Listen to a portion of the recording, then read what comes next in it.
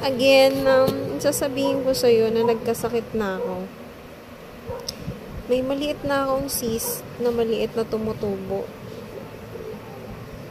Nakita ay dito sa itatag ko na na channel, nandito yung yung ultrasound ko.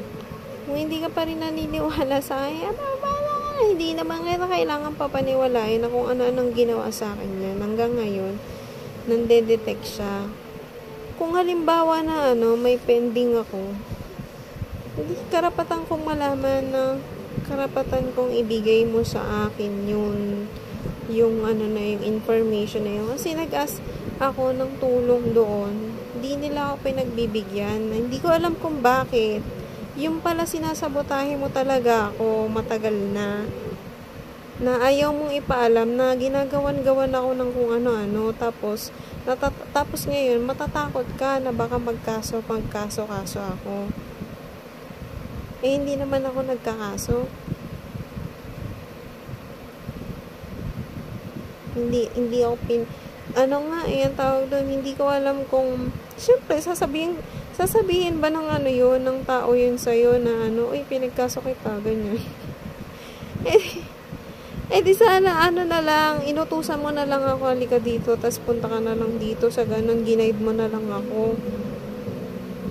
Hindi, baliktad kasi hindi ko rin alam na pala na broadcast mo ako, tas nalaman ko na na-broadcast ako, tapos nakapunta na ako sa ibang lugar, tapos may may kakilala pa ako nakagawa sa akin ng kung ano-ano.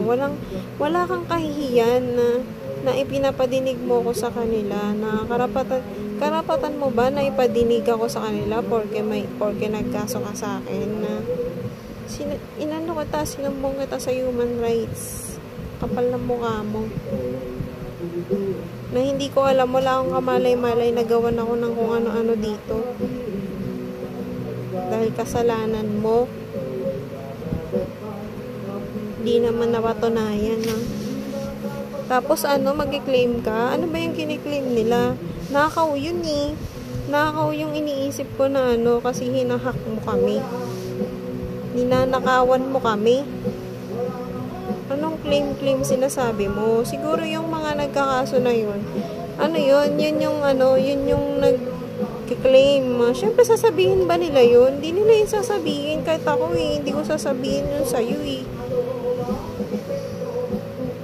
Tapos pinag-iinitan mo ako dito.